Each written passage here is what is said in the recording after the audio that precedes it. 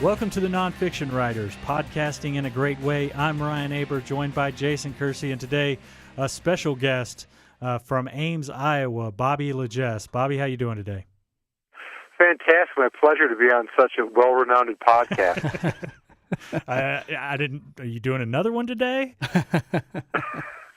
You guys don't realize the scope and pull yours has. We're just the guys who have fun with people like yourself, and we had JR, Jim Ross on last week. We've had Barry Switzer, so it's a pretty good, and Paul Feinbaum. We get very lucky with our guests, and that's pretty much the extent of it for us. Yeah. Of all those people you named, which one doesn't fit is the one you're currently on the phone with. So I don't know who backed out on you this week, but I'm glad you could have me as the backup option. We have high hopes. You are our number one guy, so no pressure at all to live up to those guys. Hey, first round draft pick. First time that's happened for me in a long time. So let's go. What do we got lined up for today? Well, I want to start off talking about what's going on with Iowa State, and I think really starts off with Sam Richardson and his development. How has that been from what you've seen, and how has he gotten better, not only from last year to this, but during this season? Yeah, he's developed. I don't think most people outside of Iowa know this. At the end of spring practice, he was the third-string quarterback. You got to remember, a year ago, he started the season opener, went through a bunch of injuries, and he could do about nothing right. Bottoms out as a third-string quarterback, and is now a legitimate Big 12 quarterback who's a dual-threat guy who can make plays with his feet, with his arms, is a phenomenal player right now. Mark Mangino's done wonders with him. Sam struggled last year. He looked at the defensive line because he was always under pressure, so he wasn't looking at his receivers. He got him to stop doing that, got him to understand the offense. Sam's become a little bit more accurate, better arm strength. He can see the plays now before they happen. So he went from a guy who you might have a good game, you might have a bad game, you didn't know what you were going to get out of him week to week, to somebody who's consistently making plays for Iowa State, and has gotten to the point now where he went to Texas. He threw a fourth-quarter interception that led to a touchdown. A year ago, that would have been the end of the game against Texas. You would have never seen the crazy ending you got 2 weeks ago where the teams trade touchdowns and field goals back and forth to the point that Texas scores the game-winning field goal off a drive that started with 22 seconds left. So he's a night-and-day different quarterback from where he was even in August, the start of the season. Yeah, it has been amazing just to watch from a distance. I wonder, when he was being recruited and early on he was sort of seen more as a pocket passer. What did they know that he was a guy who could be more mobile? I know last year he did a little bit, I think, if I remember right, but this year it seems like he's a legit dual threat guy. He is. He was a guy who came in as a dual threat option. He started the end of his redshirt freshman season a couple of years ago, went down and just had a monster game at Kansas. Threw for like 3 or 4 touchdowns, passed the ball, scrambled when nobody was there, looked really good, thought he was going to be the quarterback of the future for Iowa State. The problem was the first game of last year, he ends up with an ankle injury. He ends up with an injury about every other game for the next 3 games after that, where his whole body was hurt. You name it. He was injured. He was like Drew Bledsoe in the pocket. He really couldn't move last year, so that really limited him. He didn't have great accuracy. He didn't have a whole lot of arm strength, so there wasn't a lot he could do. At that point, his ability to run should have been one of the better things for his game. Instead, he lost that, had to be a pocket passer, couldn't really do it, and lost the job. So it was a combination of him getting healthy and him really developing as a quarterback to the point where now when he runs, it's the last-ditch option for him. A year or 2 ago, he would have ran if his first option wasn't open. So, he's gotten to the point now, if that happens on Saturday, it's because no one else is open and it's the last thing available to him. But Iowa State, I imagine, has got to see what mobile quarterbacks have been able to do against Oklahoma the last few weeks, and not only making plays with their legs, but being able to dance around in the pocket and give the receivers time to get open. Do they think they can take advantage of some of the deficiencies in the Oklahoma secondary that have shown themselves recently? Yes, between Iowa State's inability to run the ball for most of the season, the last game with Texas was the first time they had a 100-yard rusher. Between what they do well and what Oklahoma State's kind of struggled with the dual-threat quarterback, Sam, coming along in the passing game, that's where Iowa State, if they're going to make this a game and score on Oklahoma, that's where it'll come from, because Richardson's finding guys in the right spots now. He can buy time in the pocket, and he's looking downfield, not just buying time to run. And then on top of that, you've had an emergence of a really good wide receiver group at Iowa State with true freshman Alan Lazard, who was a high school All-American. DeVario Montgomery is a transfer from South Florida who's a former four-star high school prospect. Both those guys are 6'5". They're big athletes. They've combined for over 300 yards receiving, I believe, the last couple games. And then you have E.J. Bibbs, who's probably the best tight end in all the conference, that they can use as a chess piece to move all over the place. He's got 6 touchdowns already this year, 5 of which have came in the last 3 games. So for the last few games, Iowa State just kind of sent those guys down the field. Sam's found them open or used their height to get them in the ball where only they can catch it, and they found a lot of success doing that. You mentioned him a little earlier. It's a name people around here are very familiar with. Mark Mangino was obviously the offensive coordinator when OU won its last national championship, and everybody knows the wild success he had at Kansas. When a couple of things, I guess, about him. First, when he was hired, did that surprise you? Because I think a lot of people sort of viewed him maybe at least to some degree as unhireable because of the things that he was accused of at Kansas. Yeah, the only reason it surprised me was when Iowa State's offensive coordinator job opened up.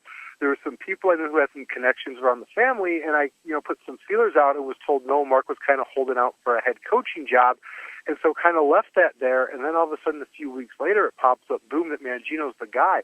So I was more surprised because I didn't think it was a job he was going to take. I knew he was looking to get back into coaching, at a higher level from Youngstown State. Mm-hmm. I was surprised it was a coordinator at Iowa State. But if you're Iowa State, for a team that struggled to consistently score points under Paul Rhodes, Mark Mangino is a home run hire. You thought that the day they announced it, and he's proven it so far. I mean, the offense has been gaining steam each week, and I think by the end of the season, the offense is going to look a whole lot better than even it does now. What sorts of things has he done? I mean, you mentioned his work with Sam, but other than that, what has he changed that's allowed them to just get so much better as the season's gone on? The thing he's done is he's played to the strengths of what Iowa State has, and they have, for the first time in a long time, a lot of tall receivers, playmaking receivers. I mean, they lost Quentin Bundridge in the first game of the year to a torn ACL. He tied the program record for touchdown receptions last year. They had a lot of playmakers in the passing game. They just needed to find a quarterback that could get them the ball, and so making Sam into a legitimate Big 12 quarterback is the biggest thing he's done. The second thing is playing to the player's strengths. And the other thing is, for the last couple of years under Courtney Messingham, it was hard sometimes to figure out what Iowa State was doing. It seemed like sometimes they would just call a play like you were playing Madden, then you wanted to run a different play the next play, and you like this play, so you're going to go there and do that. That's how their offense kind of looked like a little bit. With Mangino, you get a sense of purpose, and you can see that they're doing this. They're calling a play because it's setting something up later, or they're doing it because they've seen something they can exploit. There's more of a purpose there than you would have seen the last couple of years.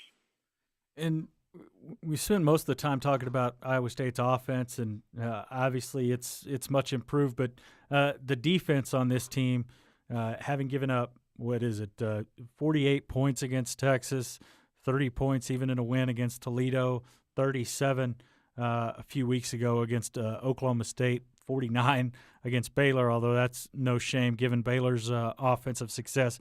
But where do things stand on this defense right now?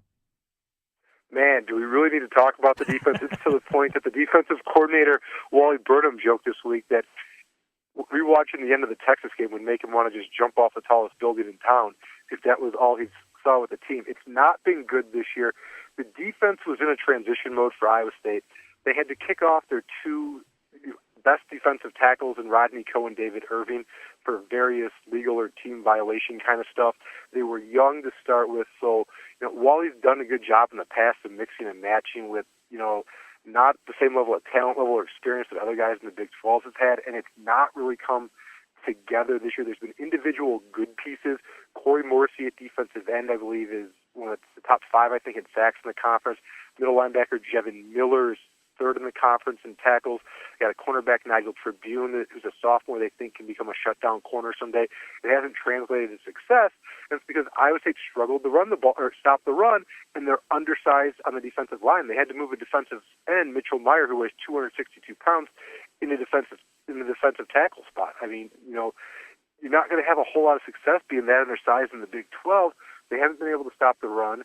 Teams have been able to get behind them a little bit in the passing game, and the real reason that they've been struggling this year is the defense. They haven't been able to keep teams off the scoreboard. When you score over 40 against Texas, that should be enough to win a game, and yet it wasn't because of the struggles and inconsistency on the defensive side of the ball. What is the tallest building in Ames, Iowa? It is called LaGesse Towers. I had to look that up for a story we will have coming out in the Ames Tribune tomorrow. It's like 10 stories tall. There's not a whole lot of tall buildings. That's 10 stories though. That'd be a long fall. So, seems like from what you've said and from with the progress Mark Mangino's been able to make, it seems like the team is making improvement, even if maybe the record doesn't show it. Is that sort of how you view it? Yeah, they have been. It's been a lot of individual improvement where you can see that players are playing better. You might get a safety like T.J. Mutcherson, who is a sophomore, comes up with a couple big interceptions or a big hit. You might see Al Lazard come up with a crazy catch, get 2 touchdowns in a game.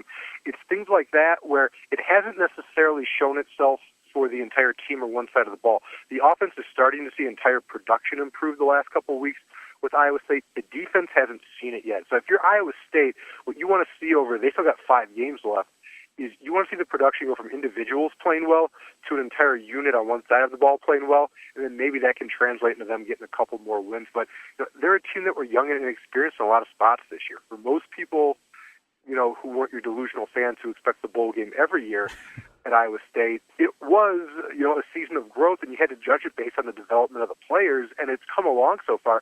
It just hasn't come along in the win column yet. Paul Rhodes has obviously done a good job. He's enthusiastic. He's, I think everybody in the country loves him for those viral videos. But considering the struggles the last couple of years, had you ever gotten the sense that his seat was getting hot? And if so, has he done anything to cool it off? Not from the administration. Iowa State is bullied in the south end of their end zone, so it can be enclosed for next year. They're going to go up to 61,000 seats. They can fit about 56. Now, they're selling that very well. They're selling the suites there. So, the administration loves them. They're selling seats for next year. There's no issue there. It's been more the fan base. In his first 4 years, he took Iowa State to 3 bowl games. It's a fan base that's starved for a winner. There's not a whole lot of just bowl games in the history of Iowa State, let alone like BCS-level bowl games or anything you would see with Oklahoma. And the fans got a little bit used to going to those bowl games in those first 4 years, being the team that was known as the underdog that would knock off a top 25 team once a year. And the team's kind of come back down to earth a little bit the last 2 years because it's Iowa State. They're not going to be Oklahoma and can just reload every year. They are going to have to rebuild a little bit, and that's where they're at now. And when they started the season losing to North Dakota State, yeah, they're a good program, but it's the second straight year Iowa State's lost to an FCS team. That didn't sit well with fans. They were worried they were going to go down a road like last year. Iowa State, had 1 win for their first 8-9 weeks and had to win 2 games late in the season. So some of the fan base is a little bit uneasy, but there's nothing within the administration. I think a portion of the fan base has come around. They beat Iowa. That's always big here. They've played a little bit better in some Big 12 games. So, it's not as hot of a seat as it was looking back at the end of August, early in September. All right, now we'll go to prediction time. Bobby, we'll let you go second. We'll let Jason Kersey pick first. Jason, what do you think is going to happen on Saturday? Well, Iowa State's performance against Texas was so impressive, and they did it against a defense, that really shut OU down in many ways. So I'm picking OU to win, but I don't think that they're going to cover the spread, which I think the last one I saw was 14 or 15 points. I'm picking 31-21 Oklahoma. What about you, Bobby? Yeah, a very similar mindset. The problem Iowa State's going to have is with the Oklahoma running game. Wally Burton, the defensive coordinator, said they remind him of Baylor with the fact that a little bit more power. They want to run it first over passing, and Iowa State has struggled with those teams this year. I think Oklahoma's going to control the game on the ground. They'll be able to score with that, but they won't be able to stop Iowa State's passing attack, which a lot of teams have had trouble with in recent weeks. So I think Oklahoma State wins. It might be closer than a lot of Sooner fans will like, but I think you'll see something like 35-24, just double digits, but probably a little bit under that 14-point spread you guys are talking about. Yeah, and I'm, I guess, the only one who had them to cover this. I picked it 38-17. I don't know about that 17 number. I think Iowa State could put up more numbers than that, more touchdowns. But I think the combination of Iowa State struggling to stop guys like Keith Ford, who's going to be back this week, and Samaje Perine on the ground, and Sterling Shepard in one-on-one coverage, I think could be dangerous on the back end. Now, OU's defense is certainly a little bit shaky right now. I could see Iowa State taking advantage of some of the guys in the secondary outside of Zach Sanchez.